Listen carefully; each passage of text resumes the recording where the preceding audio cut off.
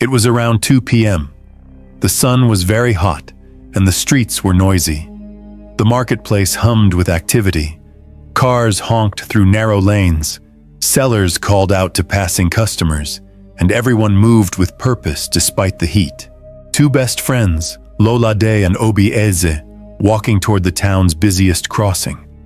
Lolade had gentle eyes and wore clothes that had seen better days. Obieze walked confidently beside her, his clever smile brightening his face. "Do you really think they'll give me the job at this restaurant?" Lolade asked, nervously touching a small tear in her sleeve. "My family hasn't had a proper meal in weeks." Obieze looked at his watch and walked faster. "Don't worry, the manager is my cousin's friend. Just one word from me, and you'll be working there by tomorrow. Come on." Hope filled Lolade's heart. This job could change everything for her family. It meant food on their table every day. As they turned the corner, they saw the restaurant sign glowing in the distance, like a beacon of promise. But life has a way of testing us when we least expect it. As they hurried forward, Lolade noticed an old woman struggling with a big basket of potatoes balanced on her head. The woman's legs trembled, her back bent from the heavy load, and her tired face showed signs of pain. Without hesitation, Lolade walked up to her. "Good afternoon, Mama." The old woman glanced at her, but could barely speak as the heavy load pressed down. "Please, help an old woman," she whispered. "I can't carry this weight anymore. My children need these potatoes." The basket started to lean, almost falling. Obieze pulled at Lolade's arm. "What are you doing?" "We're running out of time," he whispered. "The restaurant stops interviews in 20 minutes." Lolade looked at the old woman, then at the restaurant. The job could help her feed her family, but the old woman could fall and get hurt. "She needs help, Obieze. Look at her." Obieze's face grew serious. "Look at your life. You're always helping strangers. This job is your last chance." He looked at the old woman with frustration. "Mama, we're late. Why carry something so heavy if you can't handle it?" The old woman's eyes lit up with something deep and strange as she looked at Obieze. Lolade slowly pulled her arm away from her friend. She had made her choice. "I can't ignore someone who needs help," she said firmly, "even if it costs me something." She turned to the old woman with a kind smile. "Mama, let me help you. Where are you taking the potatoes?" The old woman looked deeply into Lolade's eyes. "You would truly help me?" "Of course, Mama." Lolade carefully lifted the heavy basket onto her own head. Obieze looked at his watch again, clearly annoyed. "You're giving up everything just for some potatoes? I'm not waiting." "Then go," Lolade said calmly. "Some things are more important than a job." Obieze shook his head and walked away. As dark clouds filled the sky, Lolade followed the old woman down a small street. Lolade walked behind the old woman as the streets got smaller and narrower. At last, they reached a simple house with cracked walls, but the yard was tidy and bright flowers grew, even though the weather was rough. "Is this your home, Mama?" Lolade asked, looking around. "Yes, my child. Please place the potatoes by that tree." Lolade gently set the basket down and rubbed her aching neck. "I should be going now. It's getting late," she said. The old woman's voice made Lolade pause. "Wait, my child. Please." Lolade turned around. "In the corner of my yard, there's a clay pot with a red cloth over it. Bring it to me." Lolade found the special pot hidden among the flowers under the mango tree. It looked different from the rest, covered in lovely carved patterns and glowing softly. She carried it carefully to Mama. The old woman took the pot and slowly removed the red cloth. The evening sunlight caught something brilliantly bright inside. Lolade took a quick breath as Mama gently brought out a diamond that sparkled and sent tiny rainbows into the evening light. "Take this, my child," Mama said softly. "People with hearts like yours are rarer than this stone," Mama said. "Keep it safe for 7 days. Don't sell it or show it to anyone. After 7 days, it will bring you a blessing." Lolade couldn't believe what she was seeing. Her hands trembled as the old woman placed the diamond in her palm. "Mama, I can't take this. I only helped because it was the right thing to do." The old woman smiled, her face full of wisdom. "That's exactly why you must have it. Go now, child of kindness. And remember, 7 days." She gently touched Lolade's forehead, like a mother giving her a blessing. Lolade ran through the darkening streets, her heart beating fast with excitement. She found Obi Eze sitting outside his house, staring angrily at his phone. "Obi Eze, something amazing happened," she called out, still catching her breath. After I helped the old woman, Obi Eze stood up quickly, cutting her off. "So you finally came back, after leaving me there alone? Do you even know what happened at the restaurant?" Lolade's smile slowly disappeared. "I'm sorry about the job, but Obi Eze, if you just listen." "Listen to what?" Obi Eze said sharply. "How you picked a stranger over your own future. How you made me look like a fool." He walked nervously back and forth, getting more and more angry. "You say you want a better life, but when your chance comes, you run after old women and potatoes. How will that help your family?" Lolade's hands trembled as she reached into her bag. "Obi Eze, please, just look." She carefully pulled out the edge of the diamond. Even in the fading light, it shone with a quiet, fiery glow. Obi Eze's anger melted into shock. Where did you get that?" "The old woman gave it to me, for helping her. She told me to keep it for 7 days and then—" "An old woman just gave you a diamond? For carrying potatoes?" Obi Eze cut in, his voice full of doubt. "Are you sure it's real? Lolade, did you steal it?" Lolade took a step back, her eyes filled with hurt. "Steal it? How could you say that? I told you the old woman gave it to me." Something changed in Obi Eze's eyes as he looked at the diamond. His face softened. "I'm sorry, Lolade. It's just... This is hard to believe. Can I take a closer look?" Lolade paused, then slowly held it out to him. The diamond glowed gently, like it was alive inside. For 3 days, Obi Eze wandered the town like someone chasing a dream. He waited under trees, watched every path with sharp eyes, and asked everyone he met about an old woman, describing Mama carefully. At night, he couldn't sleep. He made rough maps of the town, marking all the places he had searched. On the 3rd day, his eyes lit up with excitement. There she was, Mama, once again struggling to carry a basket of potatoes. Obi Eze hurried to her side, his face full of worry. "Mama, please let me help you carry that heavy basket." Mama paused and looked closely at his face, studying him for a long, quiet moment. After what felt like a long time, Mama finally let him take the basket. "I'm sorry for how I spoke to you before, Mama," Obi Eze said, trying to sound sorrowful. "My mother is dying. We don't have money for her medicine. I've been so worried." Mama stayed quiet, her eyes steady, like she could see through every word he spoke. They walked silently to her home. Obi Eze placed the basket down and wiped pretend tears from his face.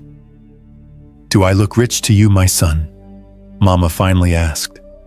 Obi Eze was caught off guard but quickly put on a sad face again. "No, Mama, but I didn't know where else to go. My mother is in so much pain." He dropped to his knees, hiding his face and pretending to cry. Mama watched him closely, then turned and started walking toward her house. Obi Eze peeked through his fingers, annoyed she was leaving. "Obi Eze," she said without turning around. He looked up, surprised she knew his name. "Behind my house is a mango tree. Under it, there's a pot. Bring it to me." Obi Eze jumped up, hardly able to hide his excitement. "Yes, Mama, thank you." He ran behind the house. Under the tree, he found a clay pot covered with a faded red cloth. With trembling hands, he lifted the cloth. Inside were several diamonds, each more beautiful than the one Mama had given Lolade. Obi Eze looked around quickly, his fingers hovering over the diamonds.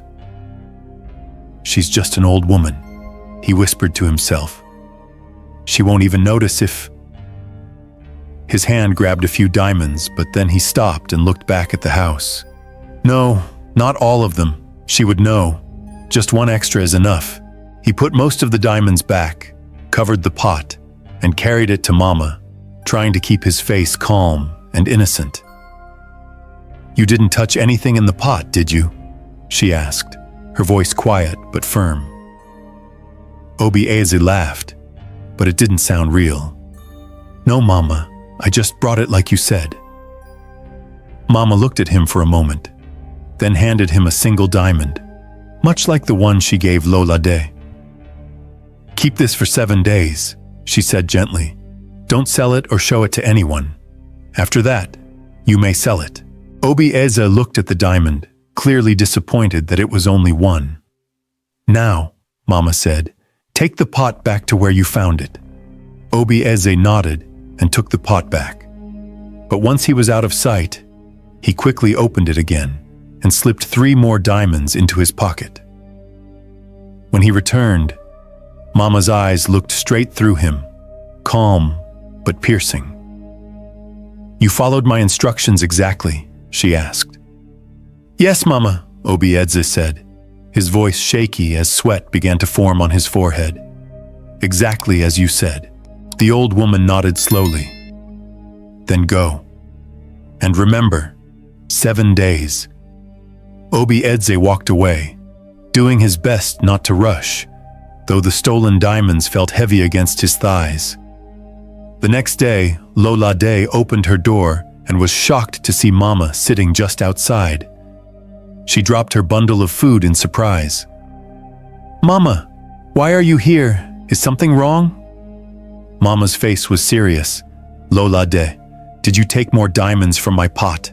Lolade's expression changed from shock to hurt. "No, Mama, never. I would never steal from you or anyone." Mama looked closely at her, then gave a small nod. "I believe you, my child." She stood and walked away. After Mama left, Lolade sat on the floor, her thoughts spinning. Diamonds missing. But I didn't. Her eyes widened as the truth hit her. "Obi Eze, I told him everything, and the way he looked at my diamond." She shook her head, trying to push the thought away. No, he wouldn't.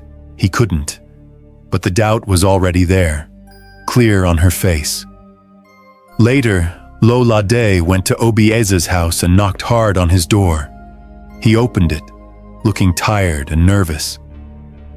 "Did you steal diamonds from Mama's pot?" she asked directly. Obi Eze's face grew dark with anger. "What? How dare you accuse me? I don't even know where that old woman lives." "Then why are you shouting? Why won't you look me in the eye?" Lolade asked calmly. Obi Eze turned away. "I don't have to listen to this. Get out." He walked back inside and slammed the door behind him. That evening, Obi Eze came home to see Mama sitting quietly by his door. A cold fear filled him. "Mama, why are you here?" he asked, trying to sound calm. "Where are my diamonds, Obi Eze?" she asked quietly. Obi Eze laughed nervously and looked away. "Your diamond is safe, Mama. I kept it just like you told me." "Not the one I gave you," she said, her voice getting serious. "The ones you took without asking." Obi Eze's smile disappeared from his face. "Return what isn't yours by sunrise," Mama said slowly as she stood up. "Or get ready for what comes next." These stones are not ordinary. They belong to spirits who hate thieves. She walked away without looking back, leaving Obi Edis shaking. She's just an old woman, he told himself once she was gone. What can she do? I'll sell the stones tomorrow and leave this town forever. But that night, sleep would not come. 3 days later, Lolade walked through the busy marketplace, her mind deep in thought. Suddenly, she heard a loud noise ahead. She pushed her way through the crowd to see what was going on. In the middle, a wild-looking man danced wildly. His clothes were torn, his feet bare and his hair messy. He threw dust into the air and laughed in a strange way. "Diamonds! I have diamonds in my head!" he shouted. "They're singing to me! Can you hear their song?" With fear, Lolade saw who he was. "Obi Edze?" Obi Edze stopped dancing and looked at her with empty eyes. "Obi Edze! What happened to you?" Lolade cried, holding his shoulders. "The diamonds whisper," he said in a strange, singing voice. "They tell me secrets. They burn when you touch them. Burn your fingers, burn your mind." He turned around quickly, laughing wildly. "I took them! I took them from the singing pot. 1, 2, 3, more than I should. The old tree saw me, but I told it to be quiet." Lolade put her hand over her mouth in shock. People watching started whispering. "He's lost his mind," one said. "Just yesterday, he was buying drinks for everyone, showing off new clothes," said another. "Now look at him, like he's possessed," a third said. Lolade held Obi Edze's arm tightly. "You're coming with me. We need to find Mama." Obi Edze tried to pull away. "No, the old woman's eyes see everything. Her pot told her I took the shiny stones." A tall man stepped forward. "I'll help you with him. He needs help fast." Together they led the struggling Obi Edze through the busy streets. They arrived at Mama's house. She sat outside, as if she had been expecting them. Obi Edze's wild laughter faded into silence. He spoke quietly to himself and occasionally laughed without reason. "Mama, please help him!" Lolade pleaded, falling to her knees. "He took your diamonds, yes, but please. He's lost his mind." Mama rose slowly, her face solemn and calm, carrying the weight of unspoken wisdom in her eyes. "I gave him a chance to return what was not his. I looked into his eyes and asked for truth. He chose to lie." She looked at Obi Edze with sadness rather than anger. "This is not my doing. The diamonds protect themselves. They are not just stones. They carry the weight of honesty and respect. When that is broken, the price is heavy. They belong to spirits who punish those who steal them." Lolade began to cry. "Please, Mama, I know he was wrong. I know he deserves punishment. But not like this. Please. If not for him, then for me." Mama looked deeply into Lolade's tearful eyes. "My child," she said softly, "kindness and truth are powerful, but every choice has its price. Let us pray the lesson is enough to heal him and warn others." She reached out and gently touched Lolade's cheek, her touch full of warmth and hope. "Your heart is rare, Lolade, to ask mercy for someone who wronged you." She paused, considering. "If not for you, I would let the spirits have their justice. But because you ask with a pure heart." Mama's eyes softened, and she took a slow breath. "Perhaps mercy will guide the way." She approached Obi Edze slowly. He smiled nervously and tried to crawl away. Mama placed her hand gently on his forehead. She pressed firmly, once, twice, 3 times, her touch steady and calm. Obi Edze's body went stiff. Then he collapsed to the ground. "Is he okay?" Lolade asked, scared. "Watch," Mama said softly. Obieze's fingers moved slightly. His eyes opened slowly, looking around in confusion. "Where am I? What happened?" he asked weakly. When he saw Mama, fear showed in his eyes. "You weren't yourself, Obieze," Lolade said gently. "You were lost, wandering the streets, saying strange things." Obieze looked down at his torn clothes and dirty skin, ashamed. "The diamonds," he whispered, remembering. "They started whispering to me, then screaming. I couldn't sleep, couldn't eat. They burned through my shirt, burned into my thoughts." He looked at Mama, eyes wide with fear. "You helped me? After what I did?" Mama remained silent. "She helped you because I asked her to," Lolade said gently. "Now tell the truth, Obieze. Where are the diamonds?" Obieze lowered his head, shame clear on his face. I sold one to a traveler, but when I tried to sell the others yesterday, the buyer called me back. He said they had turned to red dust. I thought he was trying to cheat me, but when I looked, he stopped talking and shook his head, not able to believe it. "The diamonds returned to their rightful owner," Mama explained softly. She reached into her dress and took out a small pouch. "They came back to me yesterday morning. I found them at my feet when I woke up." Obieze knelt down in front of her. "Mama, please forgive me. I was greedy and didn't think. I've learned my lesson the hard way." Mama looked at him quietly for a long moment. "Remember this. Not everything that shines belongs to you. Greed is like a sickness that eats you up inside." She then turned to Lolade. "Tomorrow is the 7th day for your diamond.